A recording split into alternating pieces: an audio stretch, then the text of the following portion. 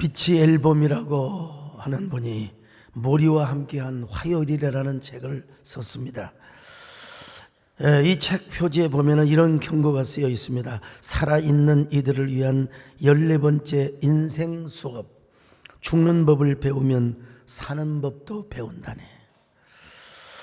저자 빛이 앨범은 매사추세츠 주립대학을 졸업한 후에 16년 후에 미국의 방송인 ABC TV 토크쇼 나인을 통해서 대학교 은사인 모리 교수의 애처로운 소식을 듣게 됩니다. 그리고 찾아가서 재회를 합니다. 그때 모리 교수는 루게릭병으로 시한부 인생의 판정을 받고 죽을 날짜를 기다리며 살고 있었습니다. 저자가 모리 교수의 병원비를 마련하기 위하여 화요일마다 스승을 만나면서 14번째 인생의 강의를 듣고 모리와 함께하는 화요일이라는 책을 출간하게 되는데 이 책이 엄청 베스트셀러가 되었습니다. 스승과 제자가 나눈 대화의 주제는 치열한 세상에서 잃어버린 것들을 되찾아가는 인생 수업을 언급하는 책입니다. 모리 교수는 제자에게 농축된 인생의 의미를 가르쳐 줍니다. 가장 중요한 교훈은 좋은 죽음이 좋은 삶을 이끈다는 것이었습니다. 어떻게 죽어야 할지 배우게 되면 어떻게 살아야 할지도 알게 된다는 것이죠. 인생 예습서를 가르쳐 준 거예요. 이 말을 듣고 제자는 고개를 끄덕끄덕거립니다. 일단 죽는 법을 배우게 되면 사는 법도 배우게 된다는 것이죠. 지금 스승 모리는 자신의 죽음이 어디까지 왔는지를 지금 가늠하고 있거든요. 자, 그러니 죽음이 가까울수록 오늘을 잘 살아야 한다는 거예요. 오늘을 잘 살자. 근데 대부분의 사람들은 죽음 앞에서야 그걸 깨달아요. 시한부 인생을 선고받고서야 그런 삶을 깨닫게 되는 것입니다. 세계적으로 유명한 드레스 디자이너인 크리시다 로드리게스라는 여자가 암병에 걸렸습니다. 그는 임종 직전에 사람들이 있기를 바라는 마음으로 다음과 같은 글을 썼습니다. 나는 지구에서 가장 유명한 차를 갖고 타고 다녔습니다.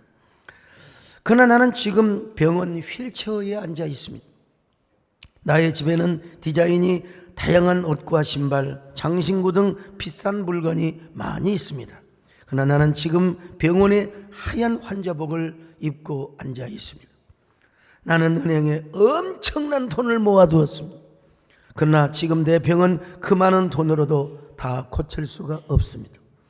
나의 집은 왕궁처럼 크고 대단한 집이었습니다. 그러나 나는 병원 침대 하나만 의지하여 누워 있습니다. 나는 5성급 호텔을 바꾸가며 수많은 나라의 여행을 하고 다녔습니다. 그러나 지금 나는 병원의 검진실을 옮겨 다니고 있습니다. 나는 유명한 옷 디자이너였으며 계약 체결 때 모든 것을 내가 사인하였습니다. 그러나 지금은 병원의 진단 검사지에 사인을 하고 있습니다. 나는 보석으로 장식된 머리 장식품이 많이 있습니다. 그러나 지금 나는 항암제로 머리가 빠져서 비싼 보석을 장식할 머리카락 하나도 없습니다. 나는 비행기가 있어서, 자가용 비행기지. 나는 비행기가 있어서 어디든 갈 때 1등석을 타고 다녔습니다. 그러나 지금은 간호사가 두 팔로 밀어주는 휠체어에 앉아 있습니다. 나에게 먹고 마시는 비싼 식품들이 많이 있었습니다. 그러나 나는 지금 병원에서 약을 먹을 수 있는 물밖에 없습니다.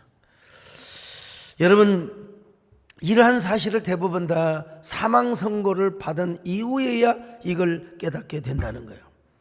병에 걸리기 전에 내가 가지고 있는 것, 그걸 가지고 영혼을 구원하며 하나님께 헌신하는 삶을 산다면 얼마나 좋겠습니까? 그러나 그러지를 못해요. 여러분, 할 수 있으면 건강하게 사시기를 바랍니다. 오래오래 사시기를 바랍니다. 우리 교회 어느 한 성도님은 그냥 작은 연세내과에 가서 그냥 검진한 거예요. 그냥 부부간에 가서. 그랬는데 조그마한 용종이 하나 있고 선종처럼 보이기도 하고 암처럼 보이기도 하고 큰 병원에 가서 보라고 하니까 초기였어요. 초기. 얼마나 감사한지 알 수 없어요. 초기는 뭐 간단한 수술이면 끝나거든요. 여러분, 하여간 건강할 때 건강하시고 오래 사시기를 바랍니다만은 오늘 특별히 우리 남진 장로님은 눈 수술을 하셔서 쌍꺼풀을 딱 하셔서 어울리십니다. 어울리세요. 쌍꺼풀을. 우리 장로님은 그 뭐지요? 소팔메통가 이걸 드셔갖고 전립선은 튼튼하신데 좀 안약 선제를 좀 하시죠. 안약 선제를 합니다. 여러분 사람들은요 참 대부분 죽음을 앞두고 죽음과 사토를 보내는 과정에서 비로소 그것을 깨닫는다는 사실. 이 얼마나 어리석은 인생입니까? 오늘 성경 전도서에서 뭘 말하고 있습니까? 죽음을 이야기하고 있어요. 참 저도 말하기가 참 그렇습니다만은 인생은 누구나 죽는다는 거예요. 가만히 보니까 어리석은 자만 죽는 것이 아니라 지혜자도 죽더라는 거예요. 이 가난한 사람만 죽은 것이 아니라 부자도 동일하게 죽더라는 것입니다. 여러분 참 전도서 2장 16절 보실까요? 시작. 지혜자도 우매자와 함께 영원하도록 기억함을 얻지 못하나니 후일에는 모두 다 잊어버린 지 오래할 것임이라. 오라 지혜자의 죽음이 우매자의 죽음과 일반이로다. 여러분 지혜자가 우매자보다 훨씬 낫지요. 빛이 어둠보다 나은 것처럼. 그럼 우리는 살아가면서 우매자처럼 살아가면 안 됩니다. 과거의 은혜를 잊어먹어서도 절대로 안 되죠. 지혜자로 사는 것이 좋습니다. 2장 13절입니다. 시작. 내가 보니 지혜가 우매보다 뛰어남이 빛이 어둠보다 뛰어남 같도다. 자, 특별히 여러분 지혜자의 눈은 어디에 있습니까? 지혜자의 눈은 머릿속에 있고 우매자는 어둠 속에 떠돌아다니는 거예요. 그러므로 이 땅에 사는 동안 어리석은 자로 사는 것보다 지혜자로 사는 것이 훨씬 나아요. 그러나 솔로몬은 뭐라고 말합니까? 지혜자도 결국은 죽는다는 것입니다. 자 16절 보세요. 시작. 지혜자도 우매자와 함께 영원하도록 기억함을 얻지 못하나니 후일에는 모두 다 잊어버린 지 오래할 것임이라. 오라 지혜자의 죽음이 우매자의 죽음과 일반이로다. 솔로몬보다 똑똑한 사람이 없었어요. 당대에 솔로몬은 가장 위대한 지성인이고 지식인이고 지혜인이었습니다. 근데 그런 솔로몬도 나이 먹고 늙고 병들어 죽을 날을 맞고 있습니다. 죽을 날이 가까우니까 그는 죽음 앞에서 지혜자도 별글로 별 볼 일 없구나. 아무리 특별한 지혜가 있다 하더라도 그 지혜로 죽음을 극복하지 못하였기 때문에 여러분 이 죽음 앞에서는 지혜도 아무리 지혜가 많아도 그 지혜로 죽음을 극복할 수는 없다는 겁니다. 죽음 앞에는 누구나 평등하다는 거예요. 2장 15절입니다. 시작. 내가 내 마음속으로 이르기를 우매자가 당한 것을 나도 당하리니 내게 지혜가 있었다 한들 내게 무슨 유익이 있으리요 하였도다. 이에 내가 내 마음속으로 이르기를 이것도 헛되도다 하였도다. 여러분 그렇다고 해서 솔로몬은 지혜 무용론을 말하는 것은 아닙니다. 자기가 갖는 그 지혜마저도 죽음을 정복할 수가 없더라는 거예요. 죽음을 이길 수가 없다는 겁니다. 사람이 죽으면 모든 사람과의 관계가 단절이 돼요. 자식과의 관계, 사랑하는 사람과의 관계가 끊어지고 말거든요. 그러니까 지혜의 한계성을 의미하는 거예요. 지혜의 무용론을 지금 말하는 것은 절대로 아닙니다. 자, 그러니 지혜자의 죽음이나 우매자의 죽음이나 별 다를 바가 없다라는 겁니다. 부자도 죽고 가난한 자도 죽는다는 거예요. 해 아래서 사는 것이 너무나 수고와 슬픔뿐이고 그리고 바람을 잡는 것과 마찬가지라는 겁니다. 2장 17절입니다. 시작. 이러므로 내가 사는 것을 미워하였노니 이는 해 아래 사는 일이 내게 괴로움이요 모두 다 헛되어 바람을 잡으려는 것이기 때문이로다. 자 2장 23절을 같이 봅니다. 시작. 일평생에 근심하며 수고하는 것이 슬픔뿐이라 그의 마음이 밤에도 쉬지 못하나니 이것도 헛되도다. 참 오늘 저 주보의 글을 보십시오. 야, 인생 하는 것들이 너무나 수고와 슬픔과 헛된 것들이 참 많습니다. 그렇게 과거에 좋아하고 근데 결국은 현재 금권 교권 이게 움직여지고 이런 걸 보면은 이 솔로몬의 말이 맞아요. 솔로몬도 병들고 늙고 보다 보니까 살아왔던 모든 것들이 다 수고와 슬픔뿐이더라. 근데 그가 뭐라고 얘기합니까? 그래도 해 아래에서 삶의 최고의 기쁨이 뭐냐? 먹고 마시는 거래요, 여러분. 먹고 마시는 게 여러분 나 며칠 잠 못 잤다. 뭐 이런 것보다 나 며칠 못 먹었다. 나 단식했다. 그러면 애처롭잖아요. 난 며칠 사랑을 못 했다. 누가 그런 거 인정해 줘요? 밥을 못 먹었다 하면 그냥 예. 아이고 잠을 못 잤다면 좀 자면 되지. 근데 없어서 밥을 못 먹었다면 얼마나 불쌍하게 보이냐 이 말이죠. 근데 그는 먹고 싶은 걸 다 먹었어요. 다 하고 싶은 거 다 했어요. 허구한 날 연회를 즐겼습니다. 나만큼 많이 먹어보고 나만큼 많이 쾌락을 누려보고 나만큼 많이 소유해본 사람이 누가 있느냐? 근데 지내놓고 보니까 다 그것이 헛되더라는 겁니다. 24절로 25절입니다. 시작. 사람이 먹고 마시며 수고하는 것보다 그의 마음을 더 기쁘게 하는 것은 없나니 내가 이것도 본즉 하나님의 손에서 나오는 것이로다. 아, 먹고 즐기는 일을 누가 나보다 더 해보았으랴. 이런 걸 보면은 또 이제 솔로몬은 뭐처럼 보이느냐? 회의론자, 완전히 회의론자, 그야말로 허무주의자처럼 보입니다. 투피주의자, 비관주의자처럼 보입니다. 그러나 그렇지 않습니다. 그는 오늘 본문에서 뭔 얘기를 하느냐? 인생 수업에 대한 이야기를 하고 있어요. 수업에 대한 인생 수업. 여러분 수업에 복습 있고 이습 있지 않습니까? 인생 예습서에 대한 수업의 강론, 특강을 하고 있다는 것입니다. 그래서 그는 지난날 인생을 되돌아보고 인생을 복습해 보니까 인생 완전히 개판친 거예요. 완전히 인생을 헛되게 살았다는 것입니다. 여러분, 수고와 슬픔뿐이었고 다 연애를 즐길 때는, 그런데 여러분 자신의 침실에 들어갈 때는 얼마나 가슴이 텅 비고 얼마나 자신의 빈노트에다가 쓸데없는 쾌락의 낙서만 썼는지 몰라요. 그래서 자신의 삶을 예습해 본 거죠. 앞으로 남은 인생을 어떻게 살 것인가, 삶을 미래 예습해 보니까 여러분 자신 앞에 놓여 있는 게 뭐냐? 이제 죽음뿐이라는 거예요. 나이 먹고 병들고 늙다 보니까 죽는 것뿐이요. 죽는 것뿐이요. 그래서 자신의 삶을 되돌아보고 자신의 삶을 보니까 앞을 내다봐도 얼마나 비참하고 얼마나 수치스러운지 알 수가 없어. 그래서 이렇게 내가 인생을 마감해서는 안 되겠구나. 내 후세에 오는 모든 사람들에게 인생 예습서를 써야 되겠구나. 인생 수업을 시켜줘야 되겠구나. 그래서 그는 인생 말년에 전도서라고 하는 인생 예습서를 써놓았습니다. 여러분, 그리고 이 사실을 저를 통하여 여러분에게 전하게 하고 있는 것입니다. 여러분, 나는 모든 것을 다 해봤습니다. 모든 것을 다 가져봤습니다. 안 가져본 적이 없습니다.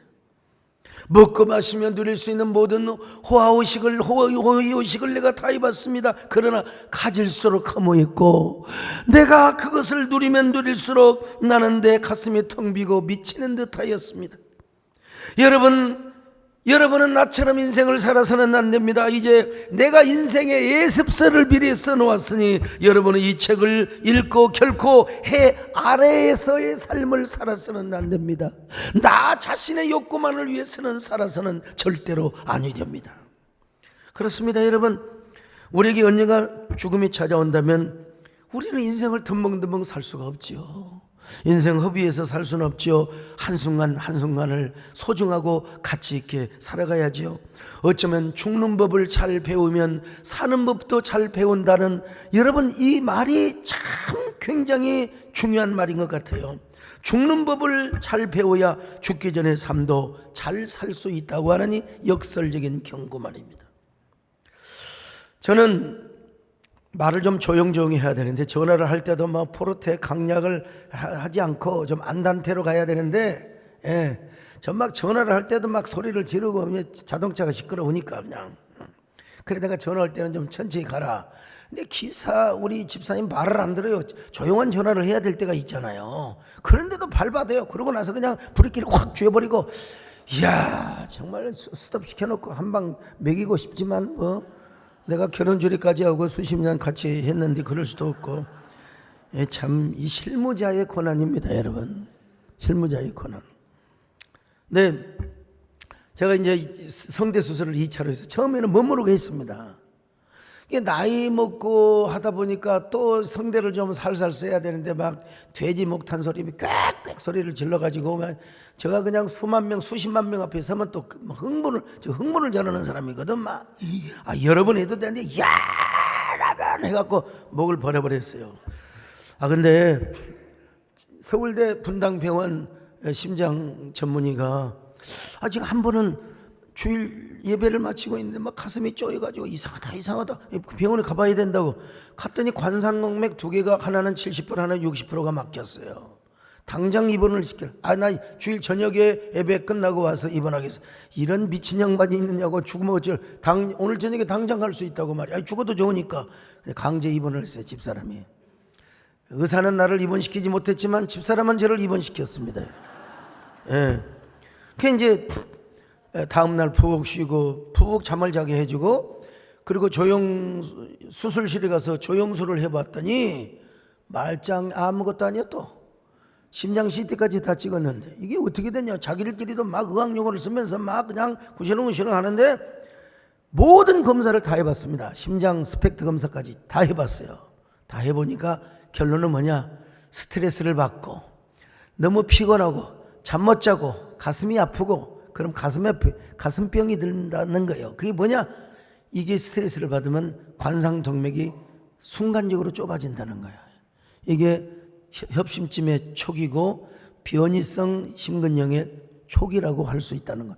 이게 아니나 다를까 우리 다근연세내과에 가서 그 모든 그 의학 검사 있잖아. 심방세동이 나오더라. 그게 그거예요.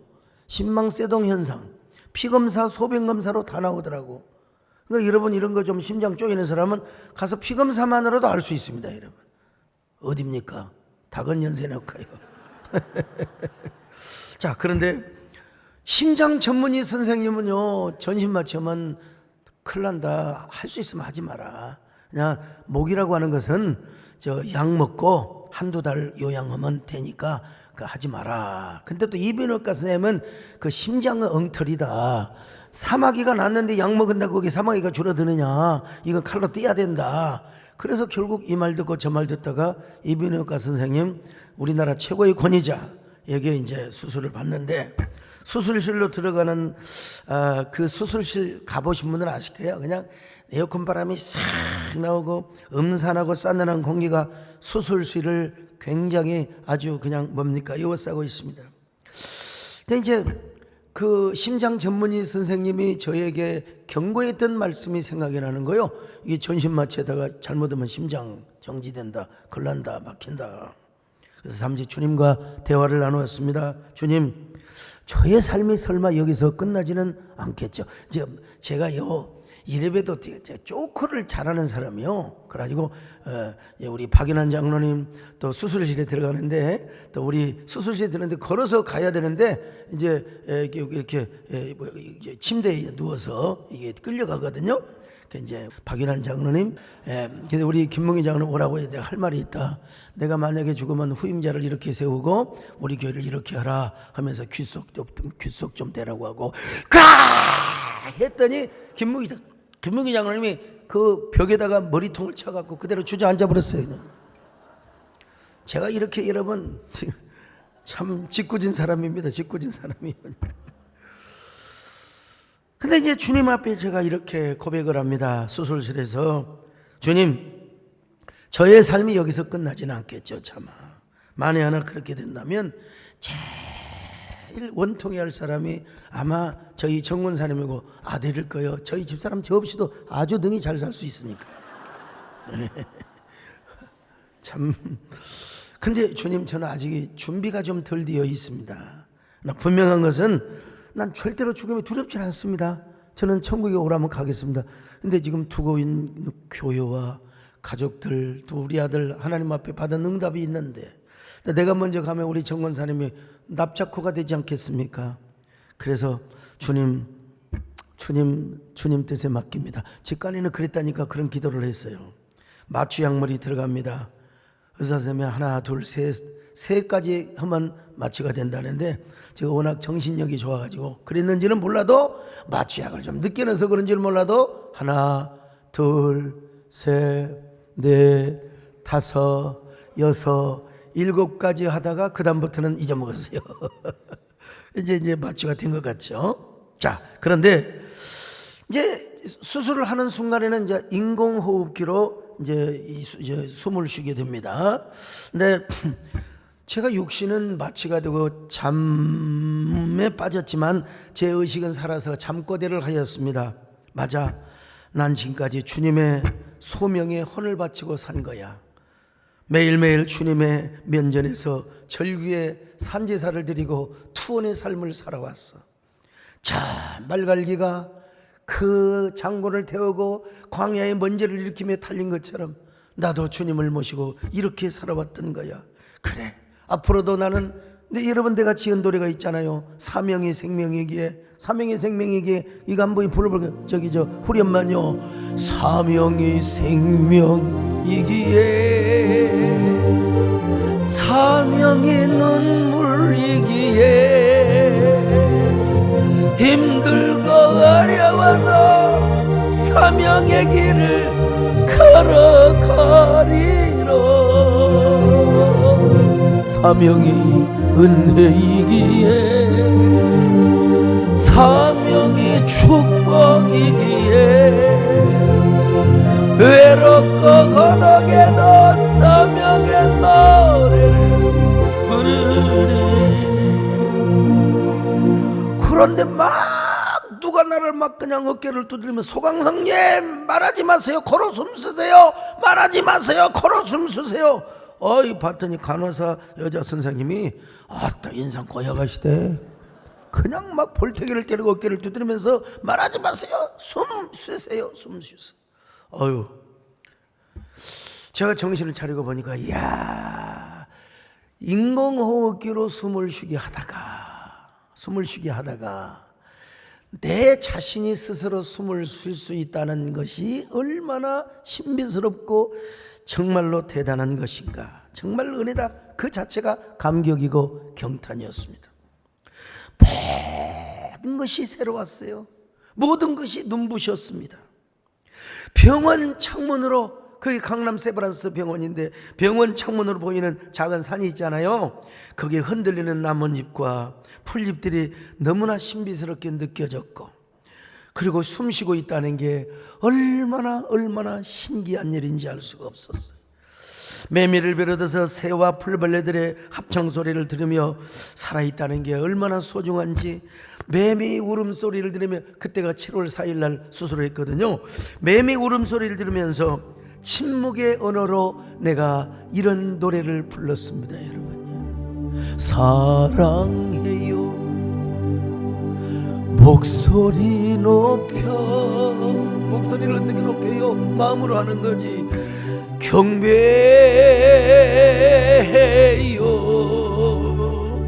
내 영혼 기뻐.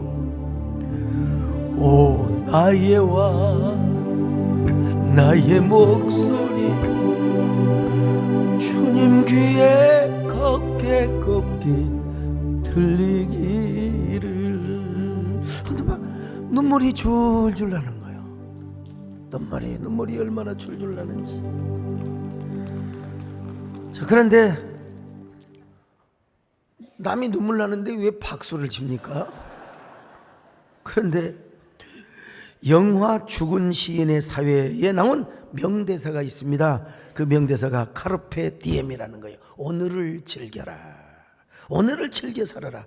좀 더 정확히 말하면 카르페 디엠 구암 미니멈 크레둘라 포에스타로. 자, 이건 무슨 말이냐? 오늘을 즐겨 살아라. 가급적 내일이라는 말은 최소한만 믿어라. 에피쿠로스 학파의 시인인 호라티우스의 시에 나오는 하나의 경고지요. 예. 많은 사람들이 여기에 빠져듭니다. 그래가지고 내일은 다음이야, 일단 오늘을 즐겨라. 그래서 옛날 노래도 막 노세 젊어서 노세 늙어지면 못 노나니. 예? 여러분, 여기에서 속아 넘어가서는 절대로 안 됩니다. 이렇게 살아서는 절대로 안 되죠. 솔로몬이 이렇게 살다가 후회를 하고 있지 않습니까? 그런 자신의 삶이 얼마나 지겹고 따분한 삶이었는지. 해 아래에서 삶은 다 그렇다는 거예요. 그러므로 우리의 삶에는 해 아래의 삶도 있지만 해 위의 삶도 있다는 거예요. 그것이 바로 무엇입니까? 정의의 태양이신 예수 그리스도를 붙잡는 삶이죠.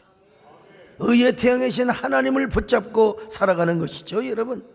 자, 이런 사람은 여러분 자신의 삶 속에서 예수 그리스도가 존재하고 하나님이 그의 인생을 드라이브하고 핸들링을 하기 때문에 사는 목적도 주님께 있으며 죽는 것도 주님께 유익하게 되는 것입니다. 여러분, 사나 죽으나 언제나 주님의 영광을 위한 것이고 내 몸에서 살든지 죽든지 그리스도를 존귀케 하는 삶을 살게 된다는 거죠. 빌립보서 1장 20절로 21절 같이 봅니다. 시작. 나의 간절한 기대와 소망을 따라 아무 일에든지 부끄러워하지 아니하고 지금도 전과 같이 온전히 담대하여 살든지 죽든지 내 몸에서 그리스도가 존귀하게 되게 하려 하나니 이는 내게 사는 것이 그리스도니 죽는 것도 유익함이라. 14장 8절 또 보십니다. 시작. 우리가 살아도 주를 위하여 살고 죽어도 주를 위하여 죽나니 그러므로 사나 죽으나 우리가 주의 것이로다. 사나 죽으나 우리가 주의 것이로다. 할렐루야.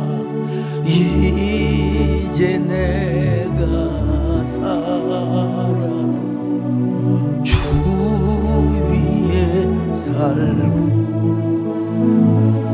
이제 내가 죽어도 주 위에 죽네.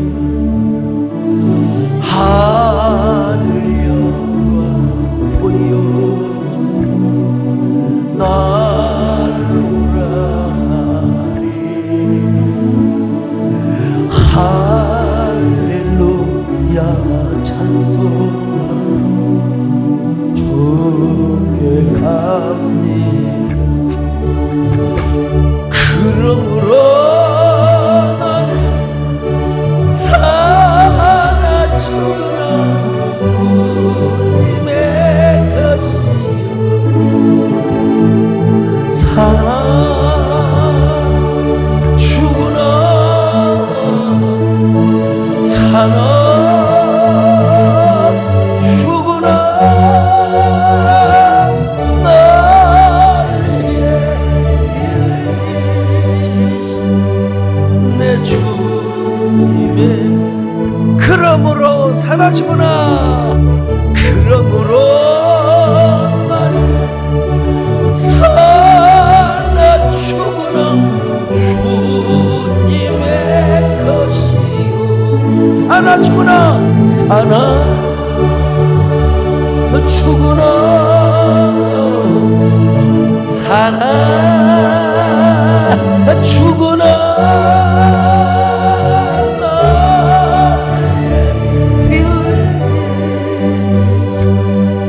내 주님의 것이. 여러분, 이런 사람에게는 수고와 슬픔도 주님 안에서 다 의미가 있습니다. 가치가 있습니다. 행복이 있습니다. 여러분, 허무가 없습니다. 오히려 삶의 고통과 역경이 와도 주님의 향기를 드러내요.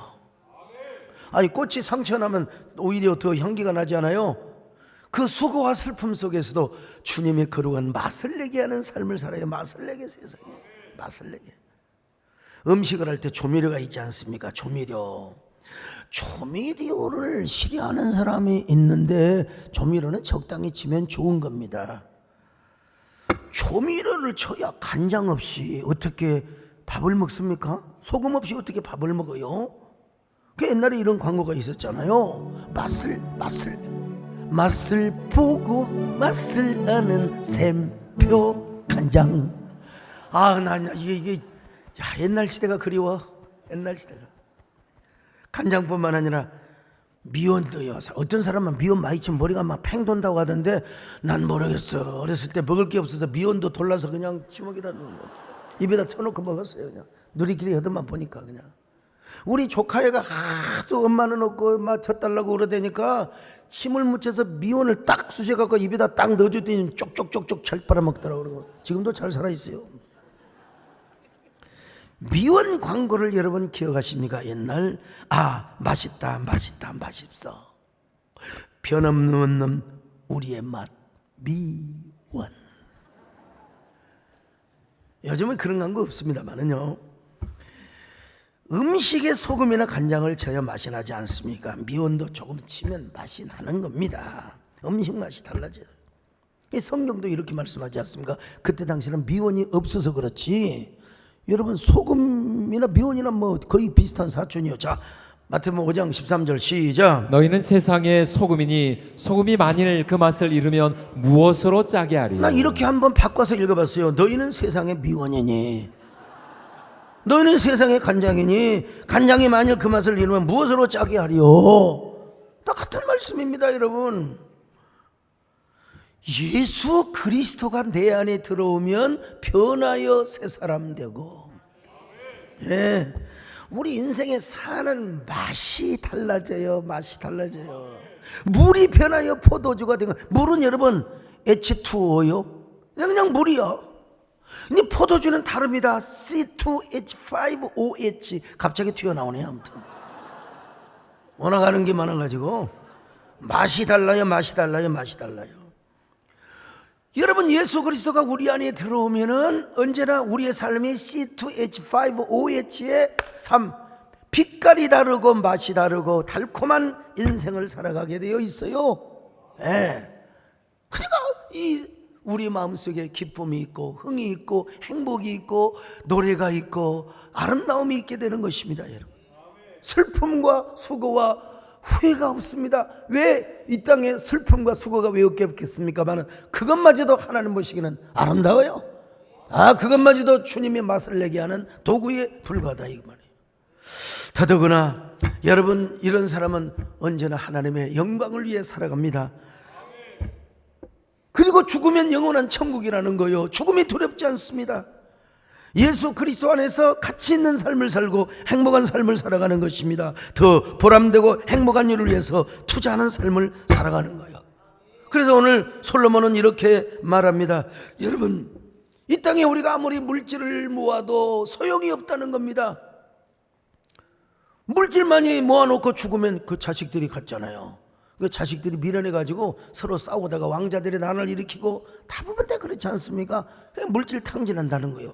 자, 전도서 2장 18절로 19절입니다. 시작. 내가 해 아래에서 내가 한 모든 수고를 미워하였노니 이는 내 뒤를 이을 이에게 남겨주게 됨이라. 그 사람이 지혜자일지 우매자일지야 누가 알냐마는 내가 해 아래에서 내 지혜를 다하여 수고한 모든 결과를 그가 다 관리하리니 이것도 헛되도다. 이게 무슨 말이냐? 물질 쌓아놓고 그거 돈 못 가져가요. 돈을 가져가면 얼마나 좋아요. 그러니까 옛날에 상해 나갈 때도 말이요, 황천길에는 노잣돈이 없고 뭐 그거 상해에다가 돈 건다고 그 양반이 가져갑니까? 못 가져가요. 다 상해꾼들이 그거 나눠 먹고 고기 사 먹더라고 보니까. 둘 중 하나입니다. 우리가 번 물질은 주님을 위해 쓰다가 가든지 아니면 자식에게 다 물려주는 방법, 두 가지 방법이 있죠. 그런데 자식들이 재산을 관리하면 얼마나 좋겠어요. 얼마나 좋겠어요. 근데 어리석은 자식은 그 재산을 다 탕진해버리고 맙니다. 제가 다녔던 어느 학교가 있는데 그 학교를 설립하신 회장님은 엄청난 갑부였습니다. 근데 세월이 지나고 나니까 다 그게 망해버리고 그냥 딸랑 학교 하나 갖고 있어요. 자녀들이 다 딸랑 다 솔로몬도 마찬가지입니다. 그 많은 부귀와 영광과 물질을 다 르호보암이라고 하는 아들에게 남겨주었더니 세상에 르호보암이 그냥 멍청해가지고 대가리가 얼마나 쪼다고 그걸 뭐라고 합니까? 빠가 아시죠? 얼마나 빠가였는지 세상에 모든 재물을 다 탕진하고 나라를 두동강이로 만들어버려서 북왕국 남왕국 그것도 세상에 참 열지파는 다 북왕국 되고 조그마한 나라 다른 이게 뭐 솔로몬의 아들 르호보암의 멍청한 짓이고 맙니다. 여러분, 이게 솔로몬은 뭐요? 이 모든 것이 다 헛되고 헛되다는 것이죠. 오늘도 마찬가지입니다. 재산을 많이 남겨두고 간 사람들의 뒤늦은 후회를 보세요. 고려 시대도 그랬고 조선 시대도 그랬고 오늘날도 마찬가지입니다. 창업군주의 아들들이 재산을 차지하려고 얼마나 난을 일으키다가 옛날에 여러분 50년 전에 대기업들 거분 다 없어졌어요. 그러므로 예수 믿는 사람들은 여러분 정말로 먼저 주님을 위하여 물질을 쓰는 것도 중요하고요. 주를 위하여 써야 할 돈을 쓰지 않으면 솔로몬이 말합니다. 딴 데로 나가본대요. 딴 데로 나가보러 딴 데로 나가보러. 자, 전도서 2장 21절 같이 봅니다. 시작. 어떤 사람은 그 지혜와 지식과 재주를 다하여 수고하였어도 그가 얻은 것을 수고하지 아니한 자에게 그의 몫으로 넘겨주리니 이것도 헛된 것이며 큰 악이로다. 쇠가 빠지게 벌어놓은 걸 수고하지 않는 사람한테 다 날려버린다는 겁니다, 여러분. 26절 보세요. 시작. 하나님은 그가 기뻐하시는 자에게는 지혜와 지식과 희락을 주시나 죄인에게는 노고를 주시고 그가 모아 쌓게 하사 하나님을 기뻐하는 자에게 그가 주게 하시지만 이것도 헛되어 바람을 잡는 것이로다. 물질의 축복을 주셨습니다. 하나님이 여러분 내가 누려야죠. 자식들에게도 물려줘야죠. 그러나 하나님께 드릴 수 있는 것은 드려야 된다는, 그러면 그것이 다른 사람한테 다 날아가 버린다는 겁니다. 그래서 감리교회 장시자 웨슬레는 이런 얘기를 했습니다. 먼저 할 수 있는 대로 돈을 많이 벌어라. 그리고 할 수 있는 대로 저축을 많이 해라. 그러나 하나님께 드릴 수 있는 것은 빨리 들어버려라. 그러면 딴 데로 나가기 때문에 딴 데로 나가본다 이거예요, 여러분. 오늘 귀가 있는 사람 깨달으시기를 축원합니다. 제가 10월 초에 아프리카를 갑니다. 글로벌 예두의 이사장으로. 학교를 가면 아시아를 가면 기본적으로 학교를 하나 또 세워달라고 하는데, 우리나라 선교사님들이 오셔가지고 교회만 지었으면 학교도 짓고 병원도 짓고 했잖아요. 그 돈을 또 어떻게 감당할까? 그런데 우리 김철수 장로님이 쭈꾸미를 그냥 수천 그릇 이상 팔아가지고 이제 그 돈을 감당을 하셨어요. 그런데 그것만 감당합니까? 그 후진국가에서 오시는 분들은 뭐 이런 거 요구하고 또 가서 아프리카 선교사들 초청해서 섬겨야 되고 이런 거 저런 거 참. 그리고 왜 이렇게 아프리카 이 사람들은 삼성 스마트폰을 그렇게 좋아하는지 모르겠어요. 그냥 뭐 세해된 교회는 돈이 많기는 난 죽겠어요, 여러분. 우리 대한민국이 부자라고 그냥 이게 더더구나 부자 교회가 온다고 하니까 그냥 삼성 스마트폰을 꼭 갖고 오라고 그래가지고 이제 이번 주에 사야 됩니다. 우리 김진애 장로님 통해서 아주 TC를 받아갖고 이제 사갖고 가야 되는데, 여러분 나는 우리 이번 우리 김철수 장로님 또 안영준 집사님 여러분들이 크게 헌신을 하셨는데 여러분들도 조금씩 동참을 해주셔서 여러분 가벼운 마음으로 다녀올 수 있기를 바라고, 우리 한번 김진애 장로님 또 우리 김철수 장로님 계시네 보니까 박수 한번 해드려도 좋을 것 같습니다.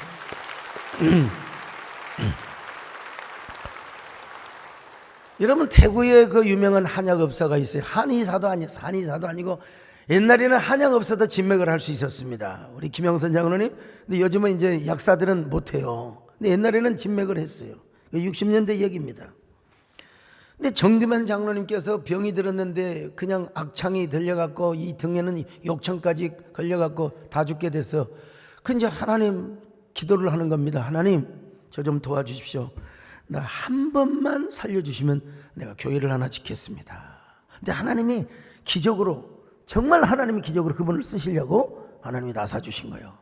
그래서 이제 한약방을 하는데, 그때 당시에 자기가 낫고 교회를 지려고 하는데 저 대구와 경북 지역에 악질 전염병이 돌기 시작하는데, 다른 한약방에 가면은 옛날에는 한의원은 참 드물었고 한약방들이 많았는데 이 다른 한약방에 가서 약 지어 먹으면 별별 일이 없는, 근데 거기 와서 약을 지어 먹으면 정말 놀랍게 하나님이 축복하시더라는 거예요. 그래가지고 돈이 들어오는데 돈을 자루에다 담았대. 자루에다 담아가지고 하루는 토요일날 목사님께 가셔서 목사님 이름으로 이렇게 헌금을 하십시오. 목사님이 성도들 헌금 작정을 하는데 목사님이 많이 내야지 적게 내면 되겠습니까? 그리고 다음날 작정을 했는데 가난한 성도들이 막 그냥 그때 당시로 막 수백만 원을 헌금하더라는 거예요. 나 이해가 안 돼요. 알고 봤더니 정규만 장로님이 다 다니면서 자기만 헌금하는 게 아니라 가난한 사람들한테 가서 당신 이름으로 헌금을 하게 해달라고. 이런 장로님이 어디 계십니까? 그래서 목사님이 너무나 양심이 갇히게 돼가지고 자기도 2년치 사례비를 하나님께 작정하여 드렸다고 합니다. 이 가난한 사람들은 용기를 내가지고 가령 정리만 장로님 50만 원 100만 원 갖다 오면 자기도 돈을 보태가지고 그렇게 헌금을 해서 그 교회는 피단푼 없는 교회, 비단푼 없이 여러분, 그래서 비단푼 없이 예배당을 지으면 뭐예요? 헌당식을 하게 되는 거죠. 헌당식을 하게 되는 거예요. 그 교회가 대구 서현교회입니다. 당시에 동양 최대의 석조 건물이었습니다. 여러분요, 저거 참. 그래 여러분, 성도들이 이제 헌당식을 하자고, 우리 이제 헌당식을 하자고 하니까 정금환 장로님 목사님께 찾아가서 무릎을 꿇고 눈물로 빌었대요. 목사님, 만약에 헌당식을 하면 수많은 목사님들이 와서 이 교회는 정규만이가 지었다고, 정규만 교회라고 말이요, 그렇게 찬사를 할 텐데, 나도 사람인지라 교만하고 나도 사람인지라 교회 주인 노릇을 할 수 있습니다.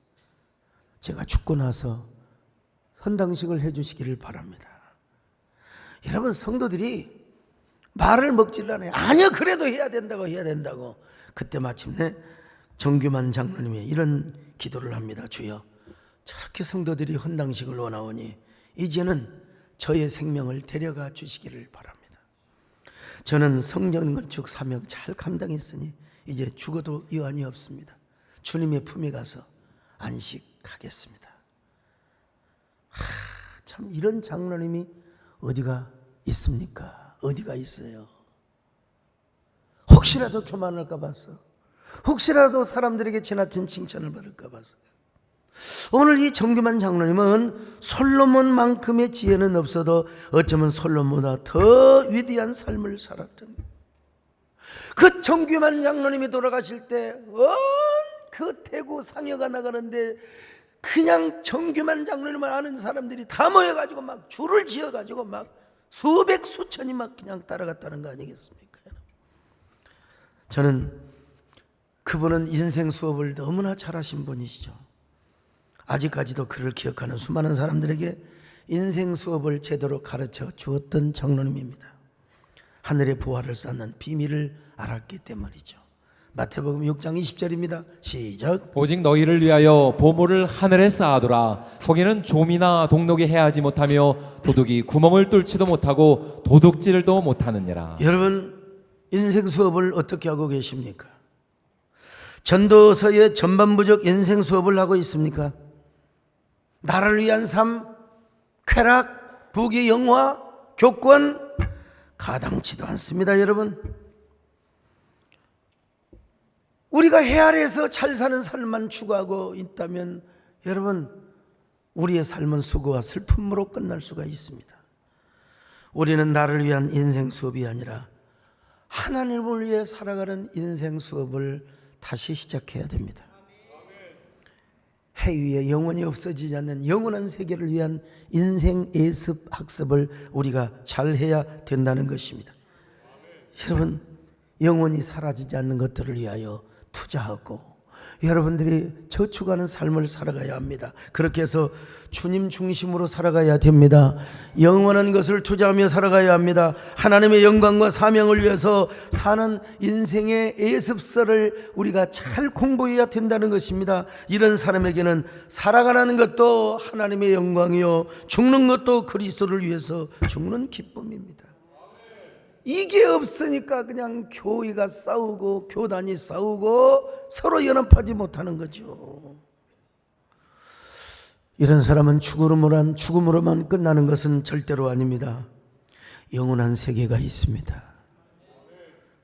천국의 세계가 있습니다. 얼마나 행복한 삶입니까? 얼마나 가치 있는 삶일까요? 여러분, 인생 수업 어떻게 하시렵니까?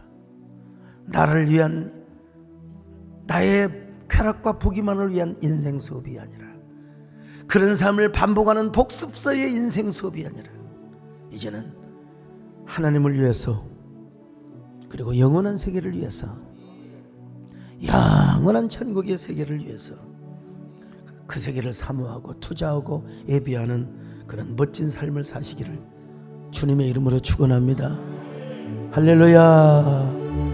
이제 내가 살아도 주 위에 살고, 이제 내가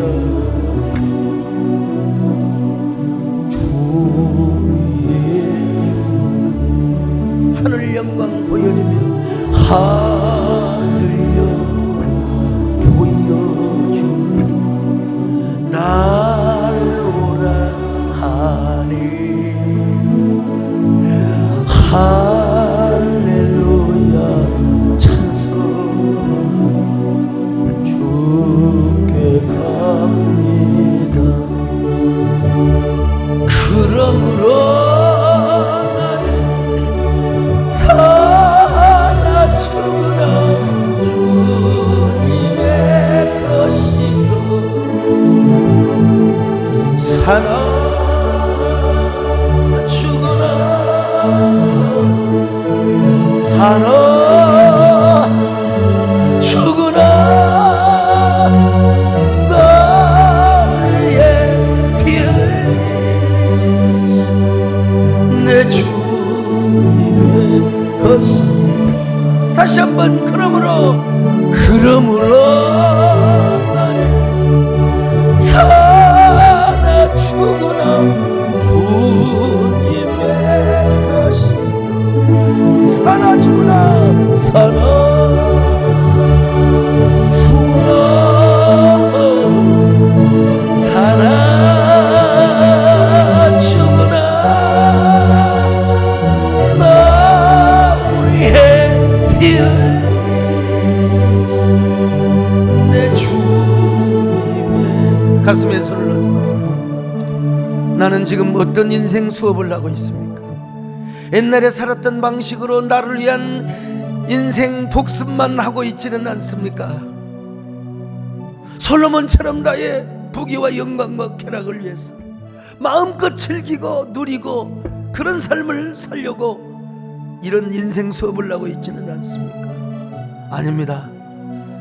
이제는 주님을 위한 인생 예습서의 삶을 살게 하여 주시옵소서. 영원한 것에 투자하고 영원한 것을 대비하고 영원한 천국에 투자하는 아름다운 인생 예습서를 살아가게 하여 주시옵소서. 하나님, 나는 어떤 사람인지, 앞으로 어떻게 살아가야 할 것인지, 어떤 인생 예습서를 살아갈 것인지 우리 잠시 동안 주님께 고백하고 묵상하는 시간을 갖겠습니다.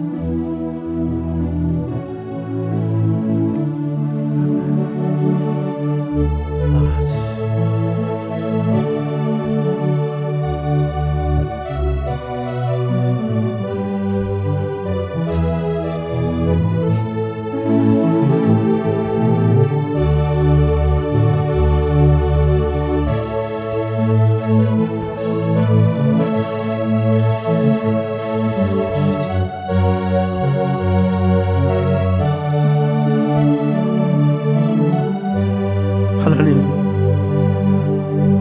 오늘 말씀을 듣고 보니 다시 나의 인생 수업을 시작해야 된다는 사실을 깨달았습니다. 이제 솔로몬이 경험한 모든 것들은 다 헛되고 슬프고 수고로운 것뿐들입니다.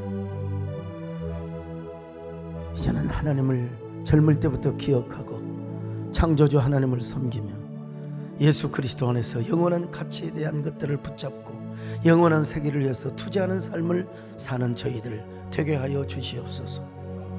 함께 하시기를 바라옵고 예수님의 이름으로 기도 올리옵나이다. 아멘.